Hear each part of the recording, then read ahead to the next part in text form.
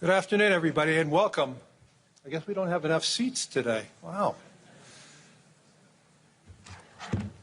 In the last quarter century, a sitting president of the United States has come to Davos only twice. Both times it was Donald Trump.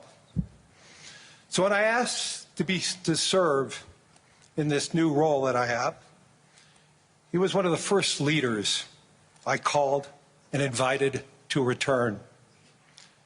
I first met the president about 25 years ago, but I worked most closely with him during the early months of COVID. This was March 2020. Markets were under extreme stress. Some economists were warning we could be headed towards a second Great Depression.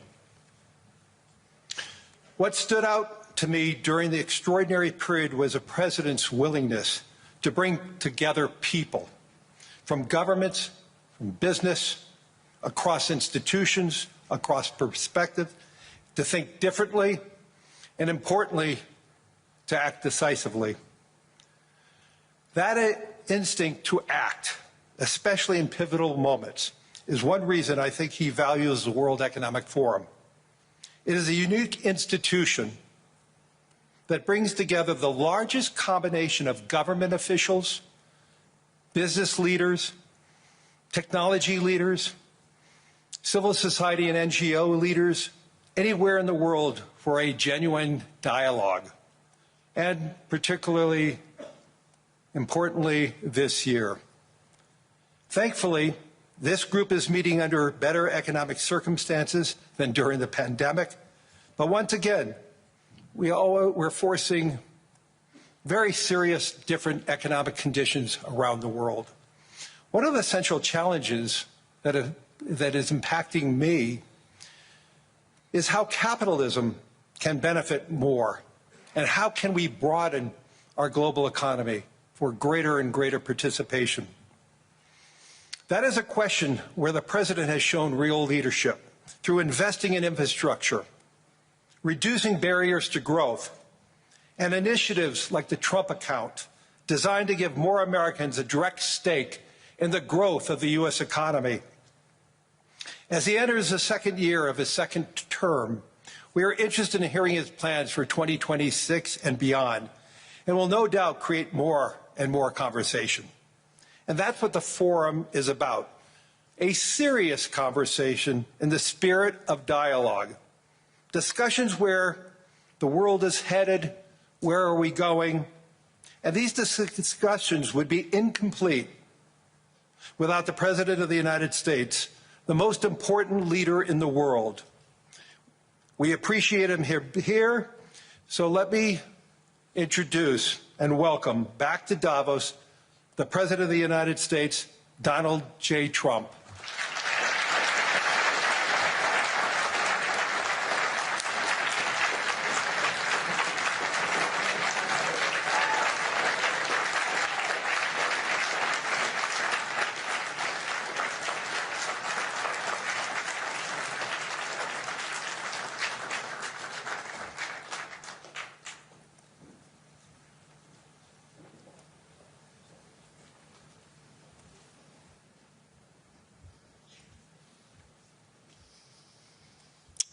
Well, thank you very much, Larry. It's great to be back in beautiful Davos, Switzerland, and to address so many respected business leaders, so many friends, few enemies, and all of the distinguished guests. It's a who's who, I will say that. I've come to this year's World Economic Forum with truly phenomenal news from America. Yesterday marked the one-year anniversary of my inauguration, and today, after 12 months back in the White House, our economy is booming, growth is exploding, productivity is surging, investment is soaring, incomes are rising, inflation has been defeated, our previously open and dangerous border is closed and virtually impenetrable. And the United States is in the midst of the fastest and most dramatic economic turnaround in our country's history. Under the Biden administration, America was plagued by the nightmare of stagflation, meaning low growth, and high inflation, a recipe for misery, failure, and decline. But now, after just 1 year of my policies, we are witnessing the exact opposite: virtually no inflation and extraordinarily high economic growth. Growth like I believe you'll see very shortly our country has never seen before, perhaps no country has ever seen before. Over the past 3 months, core inflation has been just 1.6%.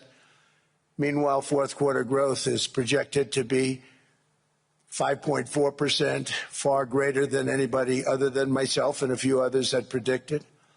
Since the election, the stock market has set 52 all-time high records. So that's in 1 year, 52 records, adding $9 trillion in value to retirement accounts, 401ks, and people's savings. People are doing very well. They're very happy with me. Since my inauguration, we've lifted more than 1.2 million people off of food stamps, and after 4 years in which Biden secured less than $1 trillion of new investment in our country. Think of that, $1 trillion, substantially less than that. In 4 years, we've secured commitments for a record-breaking $18 trillion, and we think when the final numbers come out, they'll be closer to $20 trillion of investment. That's never been done by any country at any time, not even close. Just over 1 year ago, under the radical left Democrats, we were a dead country. Now we are the hottest country anywhere in the world. In fact, the United States economy is on pace to grow at double the rate that was projected by the IMF just last April. And with my growth and tariff policies, it should be much higher. I really believe we can be much higher than that. And this is all great news, and it's great for all nations. The USA is the economic engine on the planet, and when America booms, the entire world booms. It's been the history. When it goes bad, it goes bad. You all follow us down, and you follow us up, and we're at a point that I don't believe we've ever been. I never thought we could do it this quickly. My biggest surprise is I thought it would take more than a year, maybe like a year and 1 month. But it's happened very quickly. This afternoon, I want to discuss how we have achieved this economic miracle, how we intend to raise living standards for our citizens to levels never seen before, and perhaps how you, too, and the places where you come from can do much better by following what we're doing, because certain places in Europe are not even recognizable, frankly, anymore. They're not recognizable. And we can argue about it, but there's no argument. Friends come back from different places. I don't want to insult anybody and say I don't recognize it. And that's not in a positive way. That's in a very negative way. And I love Europe, and I want to see Europe go good.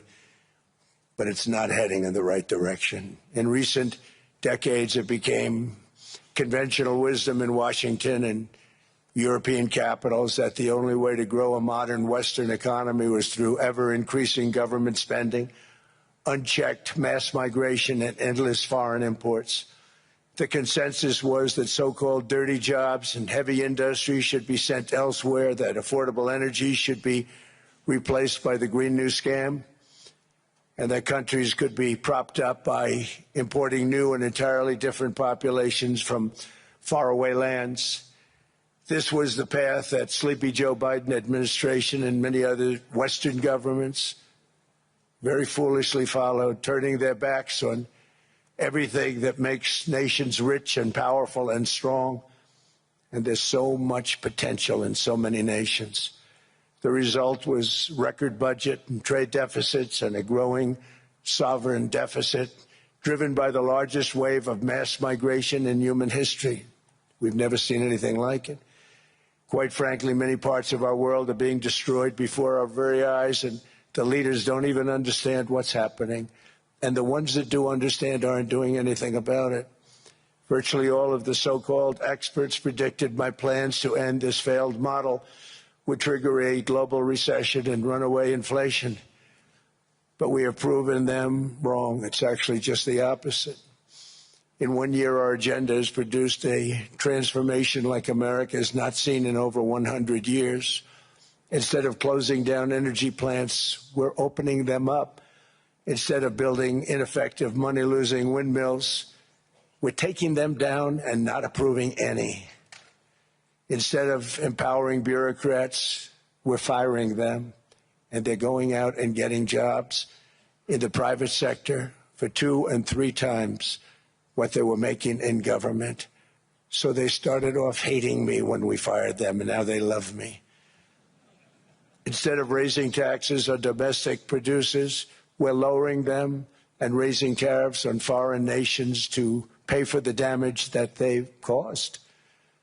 In 12 months, we have removed over 270,000 bureaucrats from the federal payrolls, the largest single-year reduction in government employment since the end of World War II. Nobody thought that was coming, but we had no choice. To make a country great, you can't have all federal jobs. We've cut federal spending by $100 billion and slashed the federal budget deficit by 27% in the single year. It's going to go down quite a bit more from that, driving inflation way down from the record highs of the Biden administration. Every month, they went up and up and up. I promised to cut 10 old regulations for every single new regulation. But instead, I've cut, actually, till this point, 129 regulations for every 1 new regulation approved. So every time they come in with a new regulation, we do at least 10, but so far it's averaging out to 129, if you can believe it. In July, we passed the largest tax cuts in American history, including no tax on tips, no tax on overtime, no tax on Social Security for our great seniors. We also provided 100% expensing. That's the one they like. And bonus depreciation for all new equipment and capital investments to help companies expand and shift production to America. They are so in love with that. They build a plant, they're able to deduct it immediately, the whole thing, rather than waiting 38 to 41 years in the old days. This is a miracle taking place. Nobody thought it would ever be done by any country, but it's done by us. It was what made my first term the most successful 4-year term that we've ever had from a financial standpoint. And now we've upped it. This is a 10-year program, not a 1-year program. But you're allowed to deduct everything in 1 year. It used to be 38 to 41 years.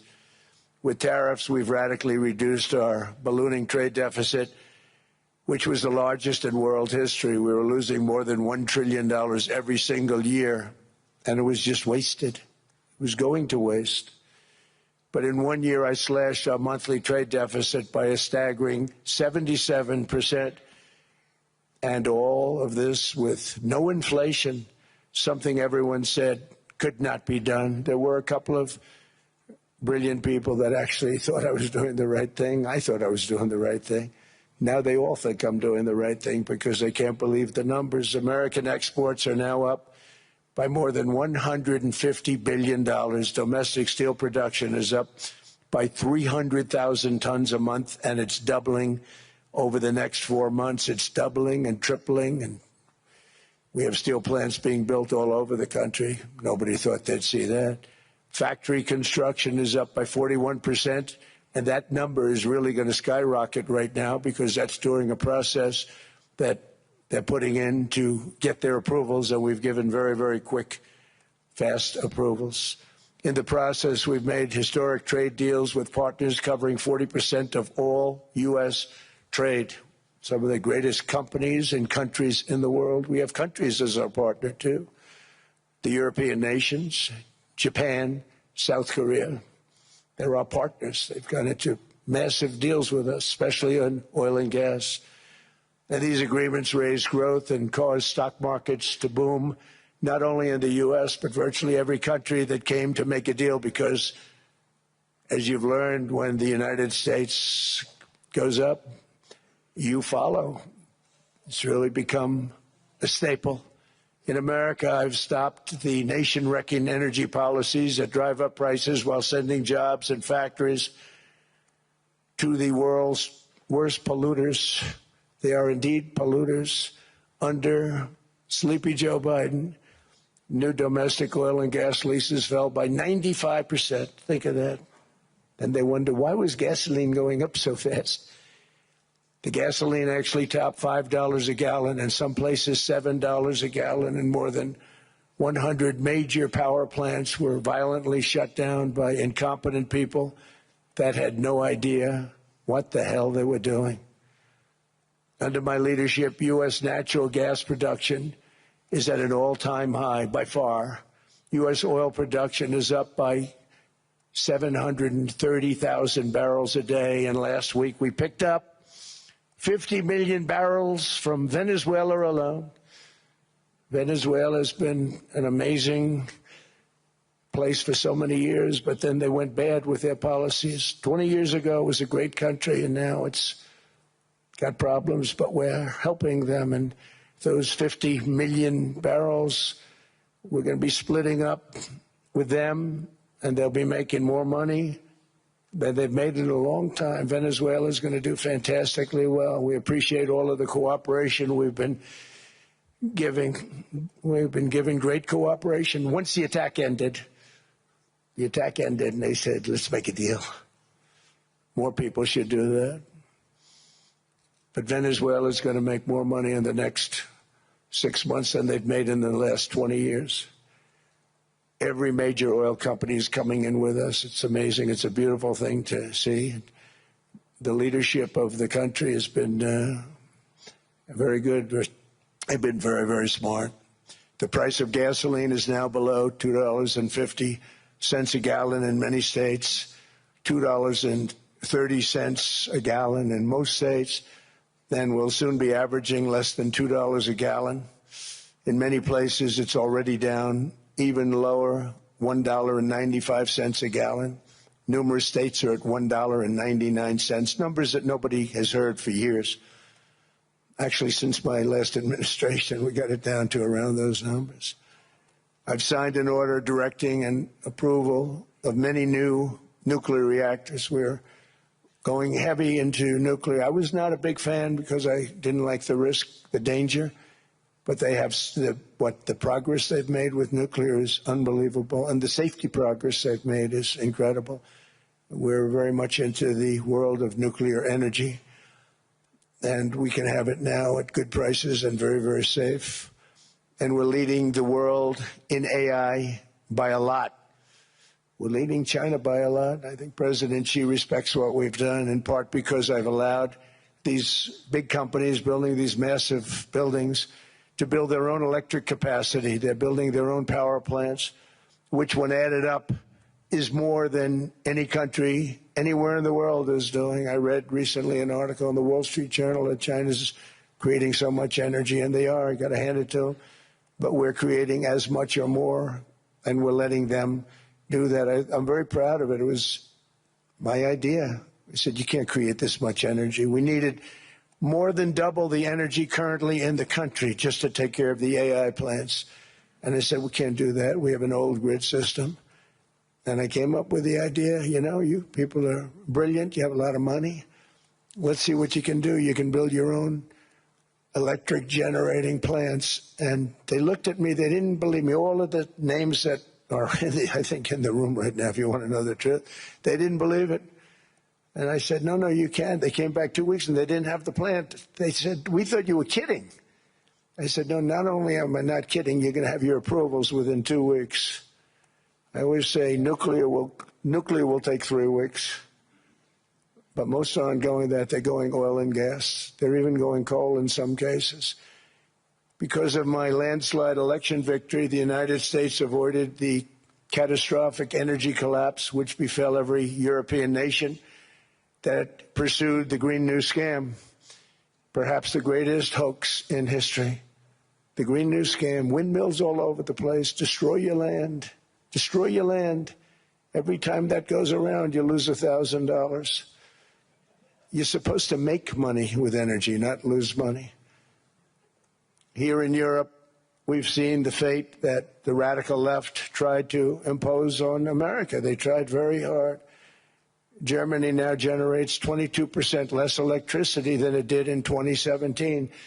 And it's not the current chancellor's fault. He's solving the problem. He's going to do a great job. But what they did before he got there, I guess that's why he got there. And electricity prices are 64% higher. The United Kingdom produces just 1/3 of the total energy from all sources that it did in 1999. Think of that, 1/3. And they're sitting on top of the North Sea, one of the greatest reserves anywhere in the world, but they don't use it. And that's one reason why their energy has reached catastrophically low levels with equally high prices. High prices, very low levels. Think of that, 1/3. And you're sitting on top of the North Sea, and they like to say, well, you know, that's depleted. It's not depleted. It's got 500 years. They haven't even found the oil. The North Sea is incredible. They don't let anybody drill. Environmentally, they don't let them drill. They make it impossible for the oil companies to go. They take 92% of the revenues. So the oil companies say, we can't do it. They came to see me. Is there anything you can do? I want Europe to do great. I want UK to do great. They're sitting on one of the greatest energy sources in the world, and they don't use it. In fact, their electricity prices have soared 139%. There are windmills all over Europe. There are windmills all over the place, and they are losers. One thing I've noticed is that the more windmills a country has, the more money that country loses, and the worse that country is doing. China makes almost all of the windmills, and yet I haven't been able to find any wind farms in China. Did you ever think of that? It's a good way of looking at it. They're smart. China's very smart. They make them, they sell them for a fortune. They sell them to the stupid people that buy them, but they don't use them themselves. They put up a couple of big wind farms, but they don't use them. They just put them up to show people what they could look like. They don't spin. They don't do anything. They use a thing called coal, mostly. But China goes with the coal. They go with oil and gas. They're starting to look at nuclear a little bit, and they're doing just fine. They make a fortune selling the windmills, though, and I think really that's one that they wouldn't be surprised if it stopped. They are shocked that it continues to go. They're very friendly with me. They're shocked that people continue to buy those damn things. They killed the birds. They ruin your landscapes. Other than that, I think they're fabulous, by the way. Stupid people buy them. The consequences of such destructive policies have been stark, including lower economic growth, lower standards of living, lower birth rates, more socially disruptive migration, more vulnerability to hostile foreign adversaries, and much, much smaller militaries. The United States cares greatly about the people of Europe. We really do. I mean, look, I am derived from Europe. Scotland and Germany, 100% Scotland, my mother, 100% German, my father. And we believe deeply in the bonds we share with Europe as a civilization. I want to see it do great. That's why issues like energy, trade, immigration, and economic growth must be central concerns to anyone who wants to see a strong and united West, because Europe and those countries have to do their thing. They have to get out of the culture that they've created over the last 10 years. It's horrible what they're doing to themselves. They're destroying themselves. These beautiful, beautiful places. We want strong allies, not seriously weakened ones. We want Europe to be strong. Ultimately, these are matters of national security, and perhaps no current issue makes the situation more clear than what's currently going on with Greenland. Would you like me to say a few words of Greenland? I was going to leave it out of the speech, but I think I would have been reviewed very negatively. I have tremendous respect for both the people of Greenland and the people of Denmark. Tremendous respect. but every NATO ally has an obligation to be able to defend their own territory. And the fact is, no nation or group of nations is in any position to be able to secure Greenland other than the United States. We're a great power, much greater than people even understand. I think they found that out 2 weeks ago in Venezuela. We saw this in World War II, when Denmark fell to Germany after just 6 hours of fighting and was totally unable to defend either itself or Greenland. So the United States was then compelled, we did it, we felt an obligation to do it, to send our own forces to hold the Greenland territory. And hold it we did, at great cost and expense. They didn't have a chance of getting on it, and they tried. Denmark knows that. We literally set up bases on Greenland for Denmark. We fought for Denmark. We weren't fighting for anyone else. We were fighting to save it for Denmark. Big, beautiful piece of ice. It's hard to call it land. It's a big piece of ice. But we saved Greenland and successfully prevented our enemies from gaining a foothold in our hemisphere. So we did it for ourselves also. And then after the war, which we won it big. Without us, right now you'd all be speaking German and a little Japanese, perhaps. After the war, we gave Greenland back to Denmark. How stupid were we to do that? But we did it. But we gave it back. But how ungrateful are they now? So now our country and the world face much greater risks than it did ever before because of missiles, because of nuclear, because of weapons of warfare that I can't even talk about. 2 weeks ago, they saw weapons that nobody ever heard of. They weren't able to fire one shot at us. They said, what happened? Everything was discombobulated. They said, we've got them in our sights. Press the trigger, and nothing happened. No anti-aircraft missiles went up. There was one that went up about 30 feet and crashed down right next to the people that sent it. They said, what the hell is going on? Those defensive systems were made by Russia and by China. So they're going to go back to the drawing boards, I guess. Greenland is a vast, almost entirely uninhabited and undeveloped territory. It's sitting undefended in a key strategic location between the United States, Russia, and China. That's exactly where it is, right smack in the middle. Wasn't important nearly when we gave it back. You know, when we gave it back, it wasn't the same as it is now. It's not important for any other reason, you know, everyone talks about the minerals. There's so many places. There's no rare earth, no such thing as rare earth. There's rare processing, but there's so much rare earth. And to get to this rare earth, you got to go through hundreds of feet of ice. That's not the reason we need it. We need it for strategic national security and international security. This enormous unsecured island is actually part of North America, on the northern frontier of the Western Hemisphere. That's our territory. It is therefore a core national security interest of the United States of America. And in fact, it's been our policy for hundreds of years to prevent outside threats from entering our hemisphere, and we've done it very successfully. We've never been stronger than we are now. That's why American presidents have sought to purchase Greenland for nearly 2 centuries. You know, for 2 centuries they've been trying to do it. They should have kept it after World War II, but they had a different president. That's all right. People think differently. Much more necessary now than it was at that time, however. In 2019, Denmark said that they would spend over $200 million to strengthen Greenland's defenses. But as you know, they spent less than 1% of that amount. 1%. There's no sign of Denmark there. And I say that with great respect for Denmark, whose people I love, whose leaders are very good.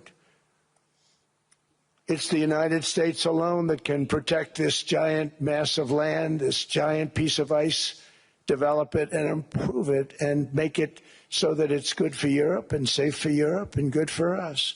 And that's the reason I'm seeking immediate negotiations to once again discuss the acquisition of Greenland by the United States, just as we have acquired many other territories throughout our history, as many of the European nations have. They've acquired. There's nothing wrong with it. Many of them, some went in reverse, actually, if you look. Some had great, vast wealth, great, vast lands all over the world. They went in reverse. They're stuck back where they started. That happens too. But some grow.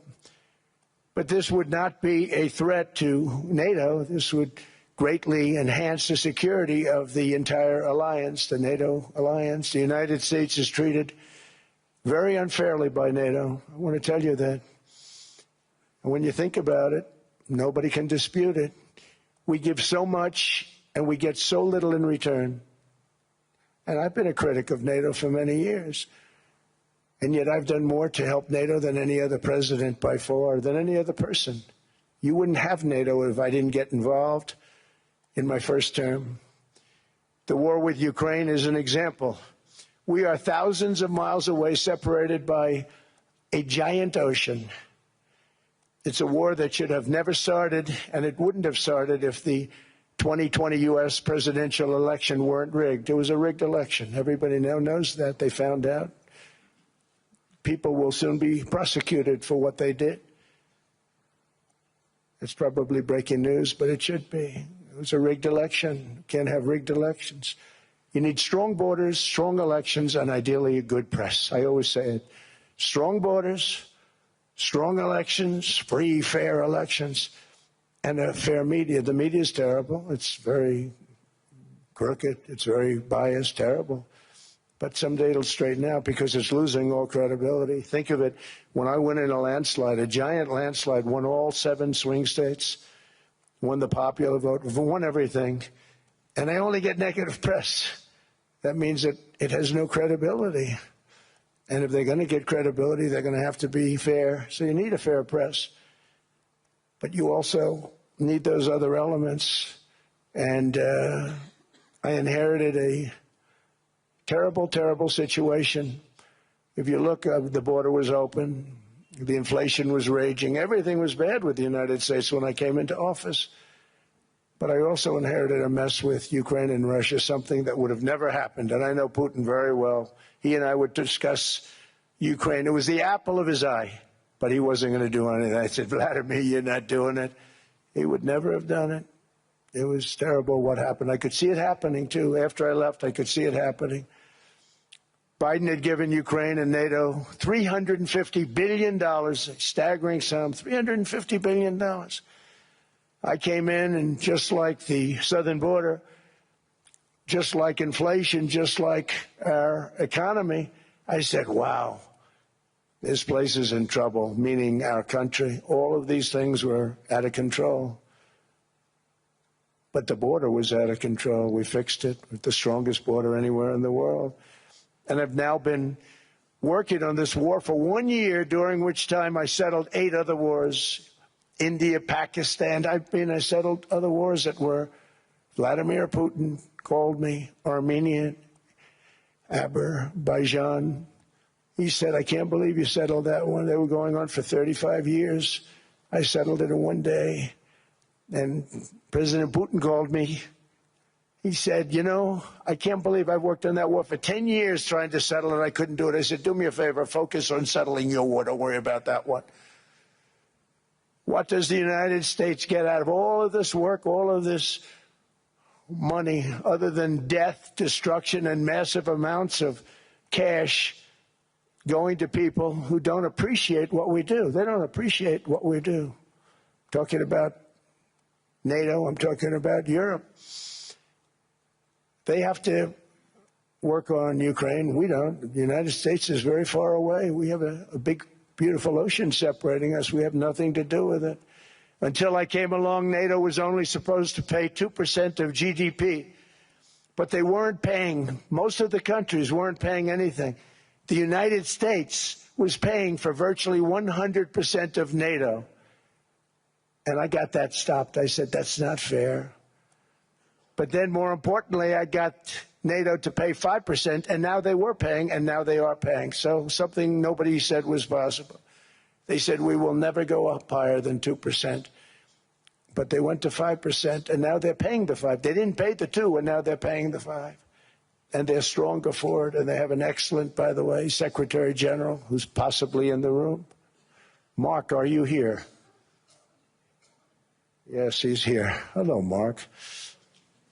We never asked for anything, and we never got anything. We probably won't get anything unless I decide to use excessive strength and force where we would be, frankly, unstoppable. But I won't do that. Okay? Now everyone's saying, oh, good. That's probably the biggest statement I made, because people thought I would use force. I don't have to use force. I don't want to use force. I won't use force. All the United States is asking for is a place called Greenland, where we already had it as a trustee, but respectfully returned it back to Denmark not long ago after we defeated the Germans, the Japanese, the Italians, and others in World War II. We gave it back to them. We were a powerful force then, but we are a much more powerful force now. After I rebuilt the military in my first term and continue to do so today, we have a budget of $1.5 trillion. We're bringing back battleships. The battleship is 100 times more powerful than the great battleships you saw in World War II, those great, big, gorgeous ships, the Missouri, the Iowa, the Alabama.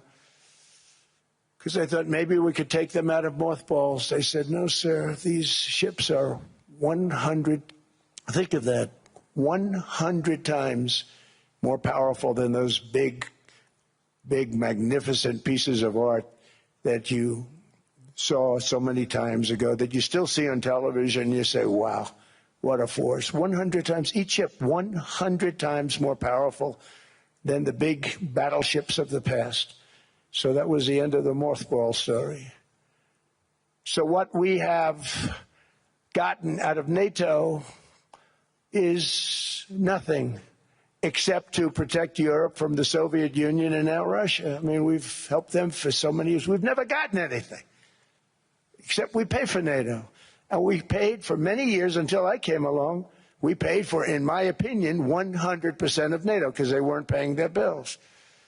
And all we're asking for is to get Greenland, including right title and ownership, because you need the ownership to defend it.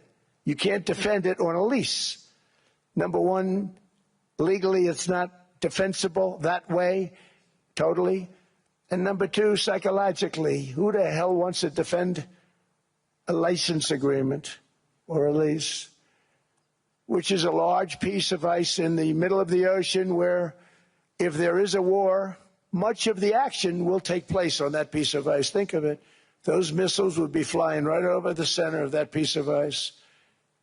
All we want from Denmark for national and international security and to keep our very energetic and dangerous potential enemies at bay is this land on which we're going to build the greatest golden dome ever built. We're building a golden dome that's going to, just by its very nature, going to be defending Canada. Canada gets a lot of freebies from us, by the way. They should be grateful also, but they're not. I watched your Prime Minister yesterday. He wasn't so grateful. But they should be grateful to us. Canada lives because of the United States. Remember that, Mark, the next time you make your statements. What we did for Israel was amazing, but that's nothing compared to what we have planned for the United States, Canada, and the rest of the world. We are going to build a dome like no other. We did it for Israel. And by the way, I told Bibi, stop taking credit for the dome. That's our technology. That's our stuff. But they had a lot of courage, and they were good fighters, and they did a good job, and we wiped out the Iran nuclear threat like nobody can believe. Nobody's ever seen anything like it. That, Venezuela, taking down Soleimani, wiping out al-Baghdadi when he tried to reinstitute ISIS. We did a lot. I did a lot of big things. all perfectly executed. Everyone was perfectly executed. Somebody told me that, a military expert told me, sir, everything you've done has been perfectly executed. I said, I know. So other presidents have spent, whether foolishly or not, trillions and trillions of dollars on NATO and gotten absolutely nothing in return. We've never asked for anything. It's always a one-way street. Now they want us to help them with Ukraine. And let me say, we're going to. I'm really helping, not even them. I want to see, last week, if you saw, it was 10,000 soldiers, but last month it was 31,000 soldiers died. 31,000. That's this room times, the number of people in this room times 30. Think of it. 30,000 soldiers died in 1 month. The month before it was 27,000. The month before that it was 28,000. The month before that it was 25,000. It's a bloodbath over there. And that's what I want to stop. It doesn't help the United States, but these are souls. These are young people. Look like you, look like some of you right in the front row. They go to war. Their parents are so proud. Oh, there he goes, comes back. 2 weeks later, they get a call, your son's head's been blown off. I want to stop it. It's a horrible war. It's the worst since World War II. They keep going, they'll exceed World War II. The numbers are staggering, how many people they've lost. They don't want to talk about it. Ukraine and Russia lost just tremendous amounts. And I'm dealing with President Putin, and he wants to make a deal, I believe. I'm dealing with President Zelensky, and I think he wants to make a deal. I'm meeting him today. He might be in the audience right now. But they got to get that war stopped because too many people are dying, needlessly dying. Too many souls are being lost. It's the only reason I'm interested in doing it. But in doing it, I'm helping Europe, I'm helping NATO, and I've until the last few days when I told them about Iceland, they loved me. They called me daddy, right, last time. A very smart man said, he's our daddy. He's running it. I was like running it. I went from running it to being a terrible human being. But now what I'm asking for is a piece of ice, cold and poorly located, that can play a vital role in world peace and world protection. It's a very small ask compared to what we have given them for many, many decades. But the problem with NATO is that we'll be there for them 100%. But I'm not sure that they'd be there for us. If we gave them the call, gentlemen, we are being attacked. We're under attack by such and such a nation. I know them all very well. I'm not sure that they'd be there. I know we'd be there for them. I don't know that they'd be there for us. So with all of the money we expend, with all of the blood, sweat, and tears, I don't know that they'd be there for us. They're not there for us on Iceland, that I can tell you. I mean, our stock market took the first dip yesterday because of Iceland. So Iceland's already cost us a lot of money. But that dip is peanuts compared to what it's gone up. And we have an unbelievable future in that stock. That stock market is going to be doubled. We're going to hit 50,000, and that stock market's going to double in a relatively short period of time because of everything that's happening.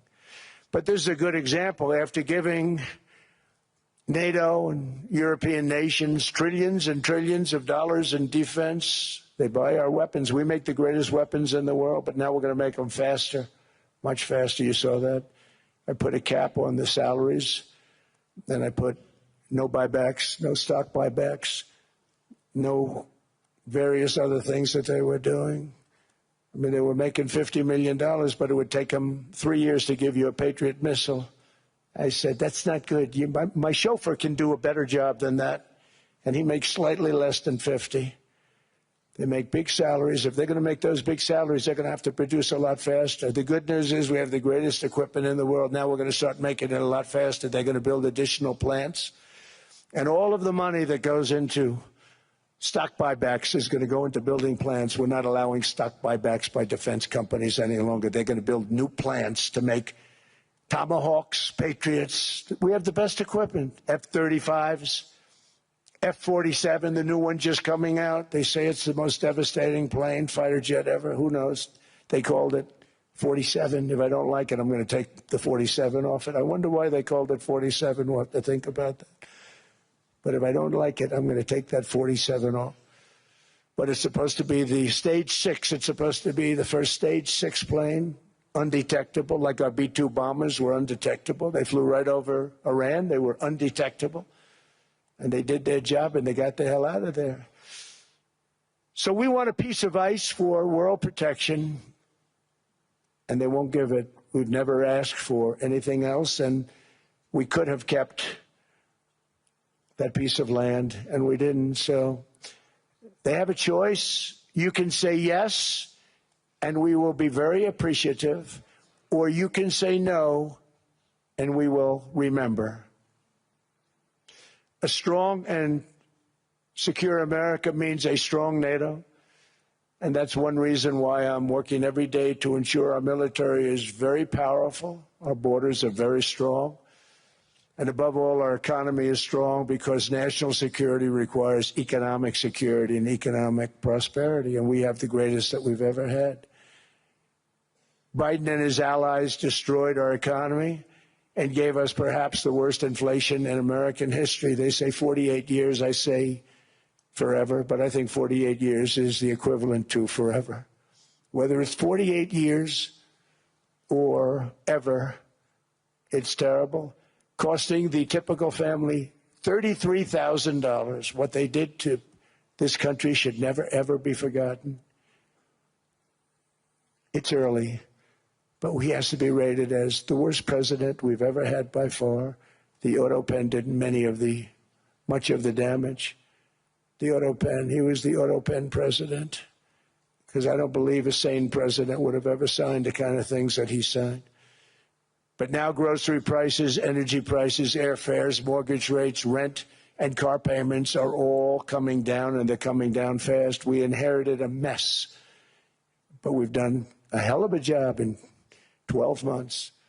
Under my most favored nation policy for drug prices, the cost of prescription drugs is coming down by up to 90%, depending on the way you calculate. You could also say 5, 6, 7, 800%. There are two ways of figuring that. But we have a favored nations policy that every president wanted, no president was able to get. I got it, and other nations approved it. And I had to use tariffs in order to get it because they said no way. In other words, a pill that costs 10% in London costs $130. Think it costs $10 in London, costs $130 in New York or in Los Angeles. And I'd say, boy, that's bad. Friends of mine would say, you know, we go to London, you can buy the stuff for nothing. We go all over the world, we could buy it for nothing. Because basically America was subsidizing every nation in the world.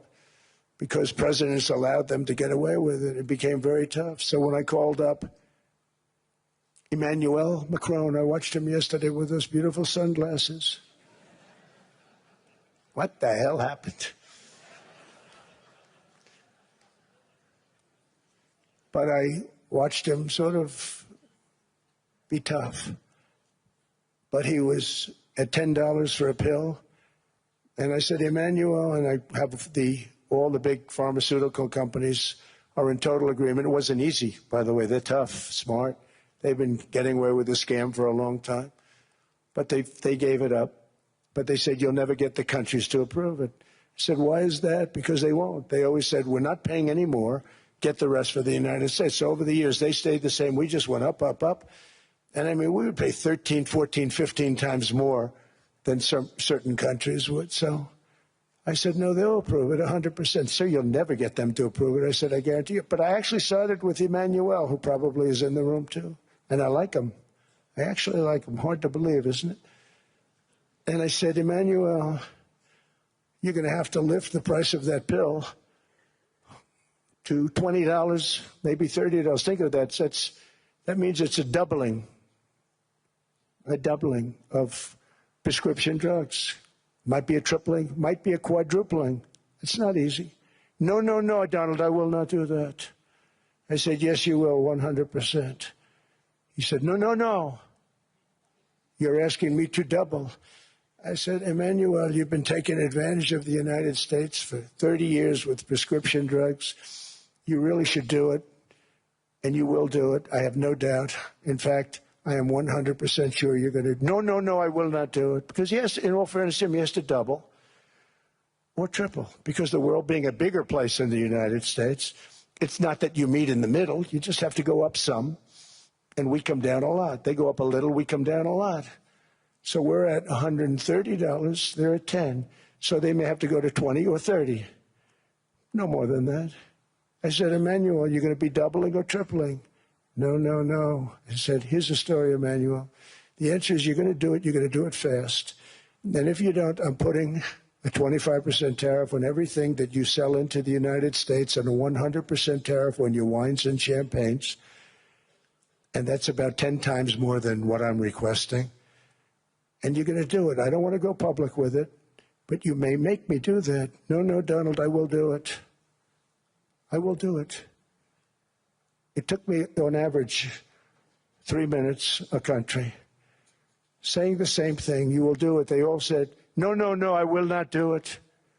You're asking me to double the cost of prescription. I said, that's right, because you've been screwing us for 30 years. And they said, we will not do it. I said, that's all right. On Monday morning, we're putting a 25, 30, 50. I gave different numbers for different countries. This is also national security we're talking about. Not fair. We're not going to subsidize the whole world. And every one of those countries have agreed to do it. So one of the biggest things that I've done is the fact that we have now most favored nation. We will pay whatever the lowest price is in the entire world. So our drug prices are going to be coming down by staggering 90%. Again, you could say 1,000%, 2,000%. Depends on the way you want to figure it, but we'll go with the way the fake news likes it better because it sounds, can you imagine a 90% reduction sounds much worse. But drug prices are going to be coming down tremendously in all the nations, and I appreciate them doing it, but they did it. In all fairness, without tariffs, I wouldn't have been able to get it done. After declining $3,000 under Biden, real incomes are up in the United States by $2,000, $3,000, and even $5,000 and more. Home ownership has always been a symbol of health and vigor of American society, but that goal fell out of reach for millions and millions of people in the Biden era because interest rates went up so high. Today, I'm taking action to bring back this bedrock of the American dream. In recent years, Wall Street giants and institutional investment firms, many of you are here, many of you are good friends of mine, many of you are supporters. Sorry to do this, Joe, I'm so sorry. But you've driven up housing prices by purchasing hundreds of thousands of single-family homes, and it's been a great investment for them.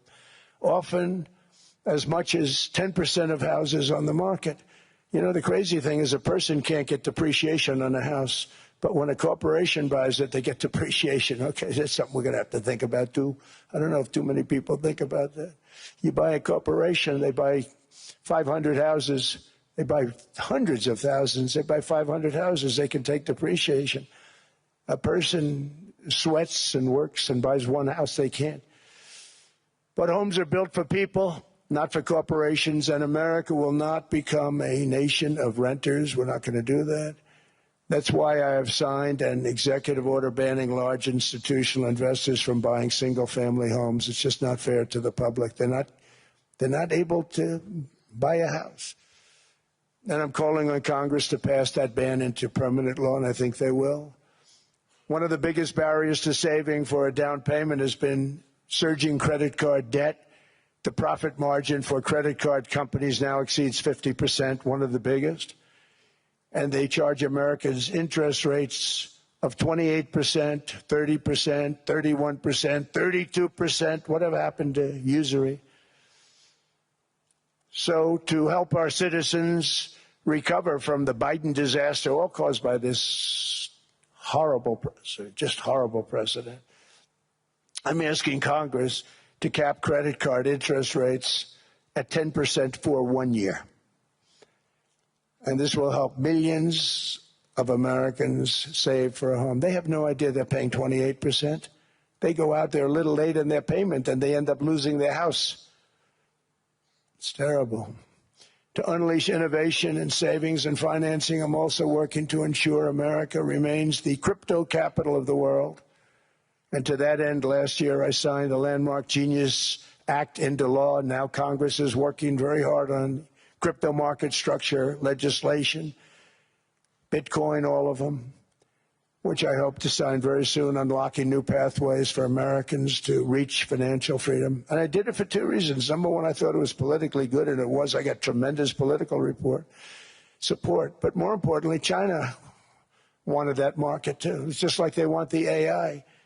And we've got that market, I think, pretty well locked up. If I didn't do it, Biden was totally against it until before the election when they realized that, there were millions of people voting against him over crypto. And all of a sudden they loved it very much, but it was too late. They blew it. But it is politically popular, but it's much more importantly, we have to make it so that China doesn't get the hold of it. And once they have that hold, we're not going to be able to get it back. So I'm honored to have done it. Finally, I've instructed government-backed institutions to purchase up to $200 billion in mortgage bonds to bring down interest rates. And I'll be announcing a new Fed chairman in the not-too-distant future. I think he'll do a very good job. See, I gave away some of it. He did give that away. So we have something, got something, but somebody that's very respected. They're all respected. They're all great. Everyone that I interviewed is great. Everyone could do, I think, a fantastic job. Problem is they change once they get the job. They do. They're saying everything I want to hear, and then they get the job. They're locked in for 6 years. They get the job, and all of a sudden, let's raise rates a little bit. I call them, sir, we'd rather not talk about this. It's amazing how people change once they have the job. But it's too bad. Sort of disloyalty, but they got to do what they think is right. We have a terrible chairman right now, Jerome Too Late Powell. He's always too late. And he's very late with interest rates, except before the election. He was just fine for the other side. So we're going to have somebody that's great, and we hope he does the right job. Last week, the average 30-year mortgage rate dropped below 6% for the first time in many years. Another major factor in driving up housing costs was the mass invasion of our borders. And I have to say one thing about housing, because nobody ever says this. I am very protective of people that already own a house, of which we have millions and millions and millions. And because we have had such a good run, the house values have gone up tremendously. And these people have become wealthy. They weren't wealthy. They become wealthy because of their house. And every time you make it more and more and more affordable for somebody to buy a house cheaply, you're actually hurting the value of those houses, obviously, because the one thing works in tandem with the other. And I don't want to do anything that's going to hurt the value of people that own a house who, for the first time in their lives, are walking around the streets of whatever city they're in, very proud that their house is worth $500,000, $600,000, $700,000. Now, if I want to really crush the housing market, I could do that so fast, and people could buy houses, but you would destroy a lot of people that already have houses. In some cases, they've mortgaged their house, and the mortgage would be very low, and all of a sudden the mortgage without any changes becomes very high, and they end up losing the house. I'm not going to hurt, and I speak with Scott, who's doing a fantastic job, and Howard, who's doing a fantastic job, and all of my people. And I always say, look, I can crush the hell out of the market. We can drop interest rates to a level, and that's one thing we do want to do. That's natural. That's good for everybody. The dropping of the interest rates, we should be paying a much lower interest rate than we are. We should be paying the lowest interest rate of any country in the world, because without the United States, you don't have a country. I mean, I had a case with Switzerland. We happened to be in Switzerland. Maybe I'll give you a quick story. But they were paying nothing. They make beautiful watches, great watches, Rolex, all of them. They were paying nothing to the United States when they sent their product in. And we had a $41 billion deficit. $41 billion with this beautiful place. Flew over it, isn't it nice? So I said, let's put a 30% tariff on them so that we get back some of it, not all of it at all. We still have a deficit, big deficit. We had 41 million. That's a big deficit. And I said, let's put a tariff on. Different tariffs, different places. You're all party to them. In some cases, victims to them. But in the end, it's a fair thing. And most of you realize that. But we put a 30% tariff on Switzerland, and all hell broke loose.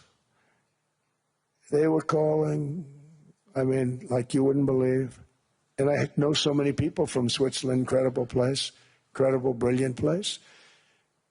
But I didn't realize that they're only good because of us. And there's so many other examples. I mean, us, probably other places, but a majority of the money they make is because of us, because we never charged them anything. So they come in, they sell their watches, no tariffs, no nothing. They walk away, they make $41 billion on just us. So I said, no, we can't do that. So I'm going to bring it up. I still would have a deficit pretty substantial, but I brought it up to 30%. And I guess Prime Minister, I don't think President, I think Prime Minister called a woman, and she was very repetitive. She said, no, no, no, you cannot do that, 30%. You cannot do that. We are a small, small country. I said, yeah, but you have a big, big deficit. You may be small, but you have a bigger deficit than big countries. He said, no, no, no, please, you cannot do it. Kept saying the same thing over and over. We are a small country. I said, but you're a big country in terms of... And she just rubbed me the wrong way, I'll be honest with you. And I said, all right, thank you, ma'am, appreciate it. Do not do this. Thank you very much, ma'am. And I made it 39%. And then all hell really broke out. And I was paid visits by everybody. Rolex came to see me. They all came to see me. But I realized, and I reduced it, because I don't want to hurt people. I don't want to hurt them. And we brought it down to a, lower level. Doesn't mean it's not going up. But we brought it down to a lower level. But they pay now, tariff. But I realized that we have many places like that where they're making a fortune because of the United States. Without the United States, they wouldn't be making anything. Think of it. Switzerland made $41 billion on us.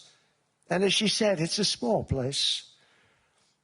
And I realized with that, I don't know, it was so, because she was so aggressive. And I realized in that conversation that the United States is keeping the whole world afloat. Many places, I could give you 6, 7 places just in the people in this little area. I know every one of them. They're looking down. They don't want to see me, and they don't want to stare me in the eyes. But they're taking advantage of, everybody took advantage of the United States. But I've been very fair, and I gave them a tariff, and it was fine. But I realized that without us, it's not Switzerland anymore. Without us, it's not any of the countries that are represented here. And we want to work with the countries. We want to work with them. We're not looking to destroy them. I could have said 39, 40%. I could have said I want a 70% tariff, then we make money with Switzerland. But Switzerland would have been probably destroyed, financially destroyed. I don't want to do that. But we should be paying the lowest interest rate of everybody. I hope Scott's listening to this, because we should be paying the lowest interest rate of everybody. Without us, most of the countries don't even work. And then you have the protection factor. Without our military, which is the greatest in the world by far, without our military, you have threats that you wouldn't believe. You wouldn't believe. You don't have threats because of us, and that's because of NATO. One other thing, and I have to say it so importantly, in the old days, and I used to say I'm the youngest in the room. Now I'm among the older. I hate to say it. I don't feel old, but I'm among the older. But I remember not long ago, 20, 25 years ago, when good news came out about, let's say, the United States. The United States had a great quarter. The United States had a great month. All the stocks went up. And that's the way it's supposed to be. Now when they say the United States had a record quarter, it's unbelievable how well it's doing, all the stocks crash because they say, oh no, inflation, inflation, they're going to raise interest rates. And they do. Some of these stupid people like Powell, they raise interest rates. And what they do is they stop you from being successful. It used to be when we had a great quarter, a great month, great earnings, great anything, any good news, the stock market went up. That's the way it's going to be. We got to do that again because that's the way it should be. Now when we have a great month, they want to kill it. Like we did over 5%. People were surprised. We should do 20%. We could do 25%. When we announce good numbers, and the reason is they're so petrified of inflation. And growth doesn't mean inflation. We've had tremendous growth with very low inflation. In fact, growth can fight inflation, proper growth. So we want to get back to the days when we announce great numbers because we're going to be announcing phenomenal. You know, all these factories that are being built at record, thousands of businesses are being built right now. Remember, $18 trillion is invested. I think the second number is 3, and that was China many years ago. Investments in the country from outside. 18 trillion, nobody's ever seen. And that's money coming in and building things, factories. Thousands of businesses are being built, thousands. Hundreds of big factories, car plants are moving back to the United States. They're coming in from Canada, they're coming in from Mexico, from Japan. Japan's coming in and building plants here in order to avoid tariffs. They're coming in from China. They're coming in from all over the world. We have more plants being built now, car plants, than we've ever had built, even in the heyday from the 1940s and 50s. And they're bigger. They don't use renovations anymore where they take an old plant, they rip it down, they build a brand new plant, super modern plant. But it's happening at levels that nobody's ever seen. In 2024, the U.S. built less than 2 million new homes, but Biden admitted more than 8 million new migrants. And those days are over. In 2025, for the first time in 50 years, the United States had reverse migration. Boy, that was nice. And these were criminals that were being taken out of our country because they allowed people to come into our country from jails, from gangs, drug dealers, murderers. 11,888 murderers. We've gotten most of them out. And then ICE gets beat up by stupid people from leadership in Minnesota. We actually are helping Minnesota so much, but they don't appreciate it. Most places do. You know, Washington, D.C. is the safest place now in the United States. It was a very dangerous place to walk, and now you can walk with your wife, your kids, right through the middle of the city. Right now, Washington, D.C. is as safe as it gets. It was one of the most unsafe, I had to admit. We sent in the military, the National Guard. Within 2 months, it was great. Within 3 months, it's like a really great place and a safe place and a beautiful place. It's even been cleaned up. The graffiti's gone. The fences are gone. We don't have to worry about fences anymore. All of the places, the grasses are cut and replaced with new grass in many cases. It's all going to happen in the spring. But Washington and D.C. is beautiful again, and it's safe. New restaurants are opening up. They were all closing. Now you can't get into a restaurant. Restaurants in Washington, D.C. are all opening. Memphis also, Memphis, Tennessee, New Orleans, Louisiana. We're there for 3 weeks. We've cut the crime down by 64%. Within another month, we'll have virtually no crime there. We can do that all over.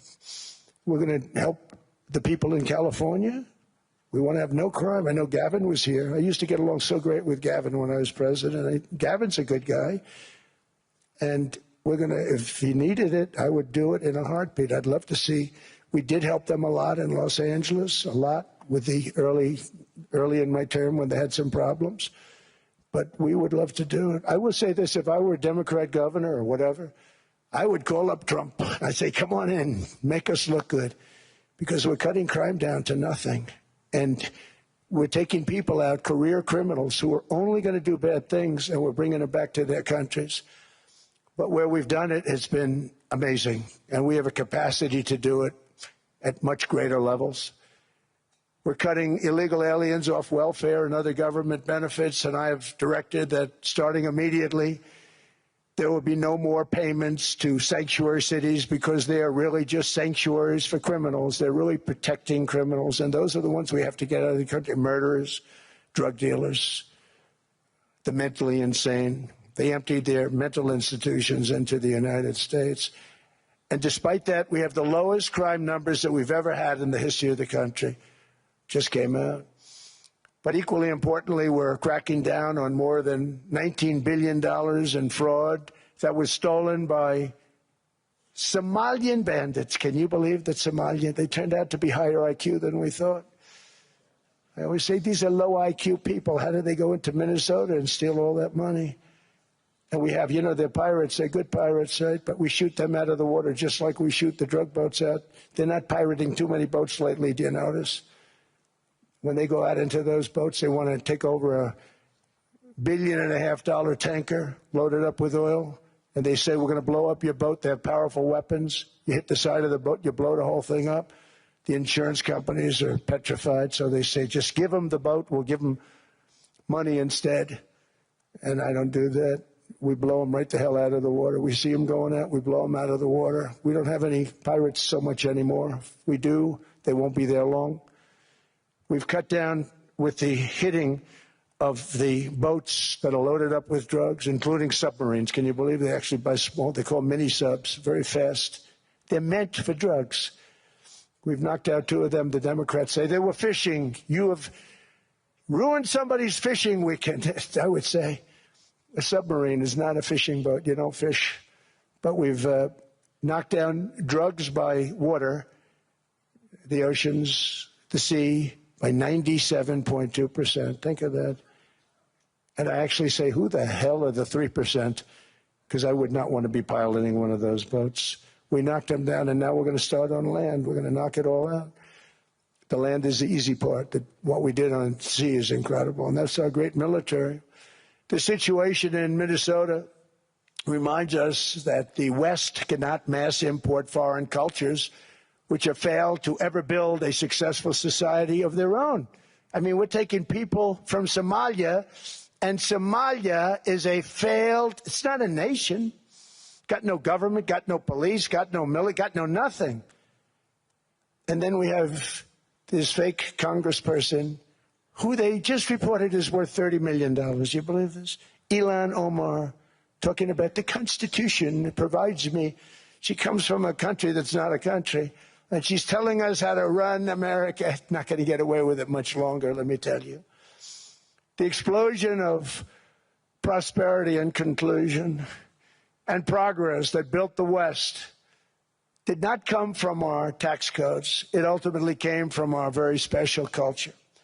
This is the precious inheritance that America and Europe have in common. We share it. We share it, but we have to keep it strong. We have to become stronger, more successful, and more prosperous than ever. We have to defend that culture and rediscover the spirit that lifted the West from the depths of the Dark Ages to the pinnacle of human achievement. We live in an incredible, changing period. It's an unbelievable time, but we have to take advantage of the time that we're in. In our hands are technologies that our ancestors could scarcely have. I mean, they couldn't have even dreamt some of the things that we see today. And so rapidly they're produced. I mean, AI, 2 years ago, nobody ever heard of the term, and now everybody's talking about it. And it can have some very good purpose. It could also have some dangerous purpose, and for that we have to watch out. But some tremendous things are happening because of it. And we're leading by so much. We're doing so well. But opportunities that are bigger and grander than ever before in human history are right before us. It is the pioneers in this room. Many of you in this room are true pioneers. You're truly brilliant people. Just your ability to get a ticket is brilliant because you have about 50 people for every seat. I don't know what. That's Larry. Everything Larry touches turns to gold. He made this very successful. But you're in this room, And some of you are the greatest leaders anywhere in the world. You're the greatest brains anywhere in the world. And the future is unlimited, and to a large part because of you. And we have to protect you, and we have to cherish you. I always say we have to cherish our brilliant people because there aren't many of them. So together with confidence, boldness, and persistence, let us lift up our people, grow our economies, defend our shared destiny, and build a future for our citizens that is more ambitious, more exciting, more inspiring, and greater than the world has ever seen. We're in a position to do things that nobody else has ever even thought of before. And many of the people in this room are the ones that are doing it. And I want to congratulate you, and I'm with you all the way. You can do things that nobody else can even think about. So I congratulate you on your tremendous success. And the United States is back, bigger, stronger, better than ever before. And I'll see you around. Thank you all very much. Thank you very much.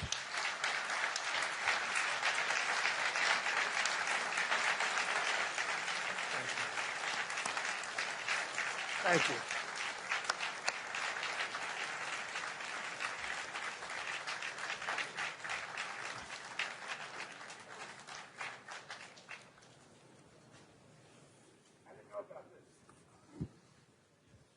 This was supposed to be a nice fire chat, Mr. President. Yes, good.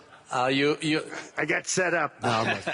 I did know. You made the job for the moderator really easy. Thank you, Mr. President, for your speech. I do have a few follow-up questions, if it's okay. Sure. I don't think I should start with Greenland, maybe. I'll start with the economy. The U.S. economy is doing really, really well. But how to sustain this growth moving forward? Because there's always a recession looming around the corner. Well, you know, the one thing about economies and recessions is sometimes you get hit unexpectedly and there's nothing you can do about it. They're all brilliant people, but there's nothing. One example was COVID. We had an economy going at levels like nobody had ever seen my first 2.5, 3 years. And then I heard the word pandemic, not COVID. They came up with that name over a period of time. We won't get into that. But I heard the word pandemic. And I had a poll come out that was so strong just prior to that. And I was with the two best pollsters, McLaughlin and Fabrizio. And they said, sir, George Washington and Abraham Lincoln, if they came back and ran as president and vice president, they couldn't beat you. And then what happened is the following day, I was told to stay tuned because there's something really bad happening in China. There are bodies laying all over Wuhan, right around that certain building that we talk about. I always said it came from Wuhan. It did come from Wuhan. And they were body bags. We saw it by satellite. And they said, there are strange things happening in China. And so it began. And we ended up with the COVID, and the whole world suffered. We did a phenomenal job. I don't think we got the credit we deserved. We did something that Operation Warp Speed, which some people say was one of the greatest military feats ever. We did a great job. Used our military, used a lot of people. But sometimes you get hit with things, nothing you can do. You get hit with things like that unexpectedly. And we got through it. And when I left, the stock market was higher than it was previous to the COVID coming up. And I called it a great achievement. But things happen. Bad things happen. The things that we can stop are wars if we're smart. That we can stop. Those are a matter of being intelligent and having intelligent people on the other side. Because wars are the worst of all. Wars are worse than anything. But we can stop wars because that's sort of up to us. But things like dust flying in the air, wherever COVID comes from or whatever comes, sometimes you have to be a little bit lucky. But we are poised to have an economy like no other, not only in this country, but anywhere. And you know, when you hear the kind of numbers that I can tell you that Scott Bessent was with me the other day, and he's looking at numbers. He said, I can't. And that's all he's done his whole life, pretty much your whole life. Scott, you weren't going to be a football player, I don't think. Scott was not that great at football, but he was always good at numbers, right? And he was looking at numbers. He said, I've never seen anything like this. We're poised to do things that no other country has ever done. And, you know, luck, I hate to say it, but we need a little luck. We don't want to get hit by something that nobody could have thought. Whoever thought we were going to hit by a pandemic? You know, when I heard the word pandemic, I said, oh, that's an ancient problem. World War I, they lost 100 million people. It actually ended World War I. A lot of people don't know. The Spanish flu in World War I ended the war because all the soldiers were sick. The soldiers were so sick on both sides, and that war was raging, and they were all dying from the Spanish flu. They were sick as dogs. They couldn't fight. So, you know, you don't know how that would have turned out. But so we do, I mean, subject to that, and I always have to put a caveat in for it, but we're poised to have the greatest growth of any large country, I think any country that there's been. When you look at what's happening in the United States, it's really amazing. Thank you. One thing that maybe keeps you up at night, I know you don't sleep that much anyway, Mr. President, is the debt. The U.S. debt is high, is now the biggest expenditure on your budget. How to get out of that impasse? Well, the big thing is growth. I mean, growth is the way. If we grow like this, we go from having at $37 trillion. We go from having high debt to low debt. But we also are cutting expenses, you know, the old-fashioned way. We have extraordinary growth. I think we're going to be growing our way out. I think we're going to be paying off debt. We're taking in tremendous money from tariffs fairly. And again, I'm using them judiciously. You know, Switzerland's a case study. I could have gotten much more. I could have asked for much more. But we're using them judiciously. But I think growth, most importantly, and then cutting costs. Now, if you take a look at Minnesota, $19 billion in fraud and other things. People going to airports, they came into the country, they don't have 10 cents, and they're leaving with hundreds of thousands of cash in their bags. When we get to that, and our DOJ, Pam, and Todd, and all the people that work over there, and all of the people that work in here, I can tell you, Scott Bessent is working on that. It's a priority, right? You have your whole team. We're in there looking for where this money is coming from, how much it is. It could be more than $19 billion. Can you believe that? That's just one state. If we were able to cut out 50% of the fraud, 50%, and we should be able to do better than that, we would have a balanced budget without having to talk about even growth. So we have a lot of options, but we're working very hard on that. That's a big deal. It's not just the protests, the fake protests done by agitators and, you know, professional insurrectionists. That's what they are. They're professional troublemakers. But we are looking very strong at the money, too, in Minnesota and other places. I think, Mr. President, also the $500 billion invested in artificial intelligence and the frontier technologies last year also were driving growth exponentially in the U.S. Well, AI has been a big factor. AI is massive. I mean, Mark Zuckerberg showed me a plant where he put it over a map of Manhattan, and it was basically the size of Manhattan. This is not, I said, you got to be kidding. It's a plant that was miles long, miles wide, very high. I don't think it was as high like the Empire State Building, but it was high. And it literally covered most of the island of Manhattan. That's called a big plant. And, you know, when I heard they're going to spend $50 billion building, and I said, you know, if you spend $50 million, you can build a nice little shopping center. If you spend $500 million, you can build a good shopping center. But how do you spend $50 billion? When I looked at this thing, I said, you think you'll be able to do it for that? It's amazing when, you know, some of the plants that I see, and I see them all. And again, so big as we're letting them build their own electric generation. This way we have no problem. And otherwise they'd be complaining. There'd be nobody able to, you know, we have an old grid system. And not only that, they're going to sell at a very cheap price the excess electricity that they create back into our grid. So that'll solve some problems for certain states that don't have enough electricity. We also know that on the AI there is fierce competition between the U.S. as the largest economy in the world 27% of the global GDP and 5% of the global population, not doing that badly, and China. And we know that that competition is very tough on AI. I know you're heading to a state visit to China in April. How do you see the US-China relationship moving forward? Are you able to combine this tough competition with also collaboration? So I've always had a very good relationship with President Xi and with President Putin. Talk about, you know, the larger powers. But I've always had a very good relationship with President Xi of China. He's an incredible man. What he's done is amazing. He's highly respected by everybody. And I do now. I mean, now I have good. It was very severely interrupted by COVID. I used to call it the China virus, but he said, "Do you think you could use a different name?" And I decided to do that because why should we have a problem over that? But I would do that, and they were. You're a true diplomat, huh? I became a diplomat for the first time. Well, you know who taught me that? Marco Rubio. Marco Rubio. He said, "Let me teach you about diplomacy."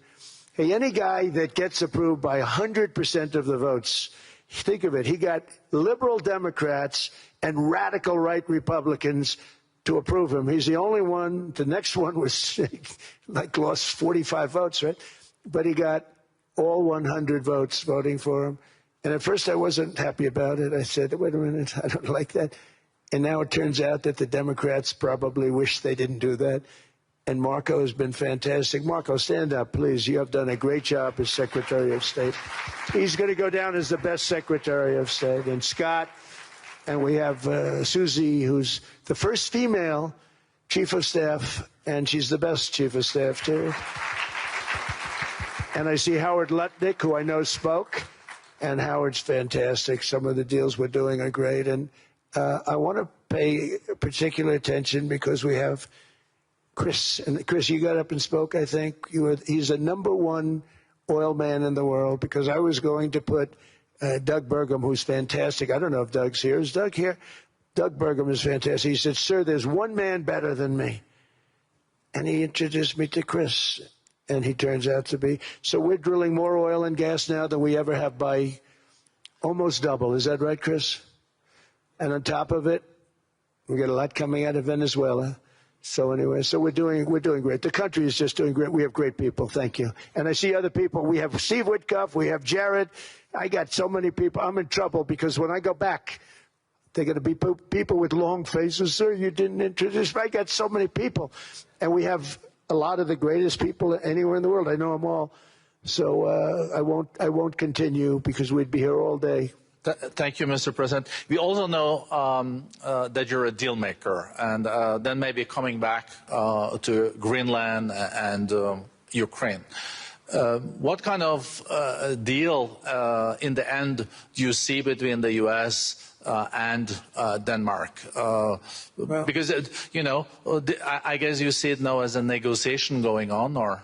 Well, it's costing Denmark hundreds of millions a year to run it. And Denmark's a small country and wonderful people. But, you know, it's very expensive. It's a very big piece of ice. And it's very important. I mean, I don't want to repeat the speech, but it's very important that we use that for national and international security. That can create a power that will make it impossible for the bad guys to do anything against the perceived good ones. And it's a great block for Europe, just like, you know, Denmark was supposed to spend hundreds of millions of dollars. They didn't spend the money. They didn't spend anything, almost. And we'll see what happens. I just say this. NATO has treated the United States of America very unfairly. We never asked for anything. We never got anything.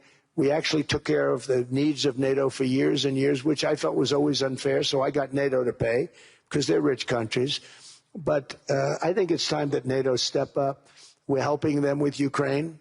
Without us, I think Putin would have gone all the way. I think we have it. I think there could have been a World War III, if you want to know the truth. If Kamala was elected, or Joe, any one of those, you know, those thinkers, I think you could have ended up in World War III. And I will say Steve Witkoff has been dealing incredibly with But we're not going to have World War III. We want to get it stopped, but we're not going to have World War III. I think if I wasn't elected, I think that could have evolved into World War III. It was a very, very bad situation, and it still is, but it's not that kind of bad. It's bad because so many young people are being killed. How close do you think there is on an agreement on Ukraine? I had the pleasure of speaking with Steve Witkoff and Jared Kushner yesterday. I know they're working hard on it. I know that they're also traveling now. Do you see this very close or still? Well, I hate to say it. I thought that was going to be so. I settled 8 wars plus.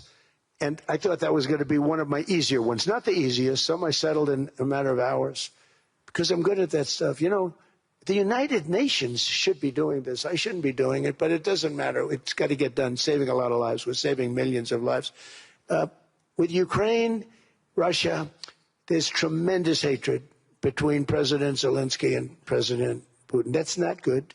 That's not good for settlements. We know from dealing. There's abnormal hatred. With that being said, I think Russia wants to make a deal. I think Ukraine wants to make a deal. And we're going to try getting a deal done. We're getting, I think, Steve, I think I can say that we're reasonably close. But what happens is oftentimes we'll have a deal with Russia. Russia's set, and President Zelensky will not do it. You saw that when he was in the Oval Office. I was not happy. And then we'll have President Zelensky wants to make a deal, and Putin doesn't want to make the deal. It's a very difficult balance, and it's big time, and it is, you know, to use a word, it's a bloodbath. It's horrible what's happening. It's a drone war. The drones are killing, you know, thousands of people a week, thousands. We have to get it stopped. So I believe they're at a point now. I'm going to meet with President Zelensky later today. I believe they're at a point now where they can come together and get a deal done. And if they don't, they're stupid. That goes for both of them. And I know they're not stupid. But if they don't get this done, they are stupid. So I don't want to insult anyone, but you got to get this deal done. Too many people are dying. It's not worth it. President Sisi is sitting on the first row here. He spoke earlier today and also complimented you on the Gaza deal. I think there will be a signing tomorrow. Of course, there are different views on this, but how important do you think this signing is on the Board of Peace? And do you think this is going to sustain? Do you think we now will see Gaza reconstructed and the billions of US dollars invested? I do. I mean, I think we have peace in the Middle East. There are some little situations like Hamas, and Hamas has agreed to give up their weapons. Now, you know, they were born with a weapon in their hand, so it's not easy to do. When they were born with a rifle in their hand. It's not an easy thing for them, but that's what they agreed to. They've got to do it. And we're going to know, Jared, over the next 2 or 3 days, certainly over the next 3 weeks, whether or not they're going to do it. If they don't do it, they'll be blown away very quickly. They'll be blown away. You know, we have 59 countries that are part of that whole peace deal. And some of those countries aren't even they're near the Middle East, but they're not in the Middle East traditionally. And they want to come in and take out Hamas. They want to come in. They want to do whatever they can. There's a problem with Hezbollah in Lebanon, and we'll see what happens there. But that's a problem. But there are these little flames, but there's peace in the Middle East. Now, had we not gone in and knocked out with those big, beautiful, we just ordered 25 brand new ones, the latest and the greatest, the B-2 bomber. Think of them, they went in there at 2 o'clock in the morning with no moon, no light, no nothing, and every single one of those massive bombs hit its target, 100,000-pound bombs hit its target, every one of them. And then on top of it, from a submarine 300 miles away, we hit the sites with Tomahawks, which is an unbelievable weapon. So, you know, we did our job. If we didn't do that, you would have never had peace in the Middle East. And the countries like Saudi Arabia, UAE, and Qatar could never have, and others could never have signed anything because you would have had this dark cloud, and the dark cloud was Iran with nuclear. Iran would, if we didn't take them out, they would have had a nuclear weapon within 2 months. They were very close to having the nuclear weapon, and we hit them hard. And it was a total obliteration. If they may try again, but they're going to have to try from a different area because that area was obliterated. Incredible thing we did. And because we did that, we were able to make peace. If we didn't do that, I would say, Jared and Steve, if we didn't do that, there was no chance of making peace because the countries I just named and other countries could have never signed off. They were afraid. They were afraid. We had a bully. The bully was Iran, the bully of the Middle East. They used to call it for years. They were the bully of the Middle East. They're not the bully of the Middle East anymore.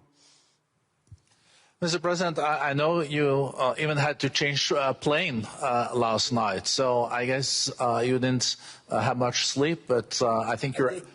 But your energy is still there. I know you have several bilateral meetings. I know you're also hosting a reception. So thank you so much for coming back to Davos. Thank you so much. It's highly appreciated. Well, thank you very much. Thank you, everybody, very much. Thank you.